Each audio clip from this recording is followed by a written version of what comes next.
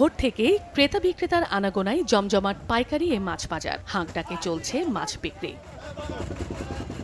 নড়াইলের সবচেয়ে বড় পাইকারি মাছ বাজার লোহাগড়ায়। চাহিদার তুলনায় বাজারে দেখা নেই ইলিশ সহ সামুদ্রিক মাছের। হাতে গোনা কয়েকটি আড়তে ইলিশের দেখা মিললেও দাম আকাশ ছোঁয়া। তবে গেল 2 সপ্তাহের তুলনায় সরবরাহ বেড়েছে পাঙ্গাস, তেলাপিয়া, শিং, কই, রুই, কাতল, চিংড়ি মাছের। কিন্তু সব ধরনের মাছের দামই ঊর্ধ্বমুখী। এখানে পাইকারি কিনি, খুচরা বিক্রি করি লোহাগড়া বাজারে।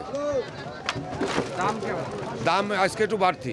গত সপ্তাহের তুলনায় এই সপ্তাহে মাছের দাম একটু বেশি। বিক্রেতারা বলছেন নদীর মাছের সরবরাহ বেড়েছে বাজারে, তবে খুচরা বাজারে দাম কম থাকলেও দেখা নেই ক্রেতার। মাছের দাম কম আর বেচা কিনা খুবই কম, লোকজন নেই, কোনো কিনা বেচা নাই, নিয়ে মাছ নিয়ে বসে রয়েছি আমরা। কয়েকদিনের মধ্যে মাছের বাজার স্থিতিশীল হবে বলে মনে করছে বাজার সমিতি। বিগত দিনের চাইতে এখন কম দামে মাছ সাপ্লাই দেওয়া সম্ভব হচ্ছে।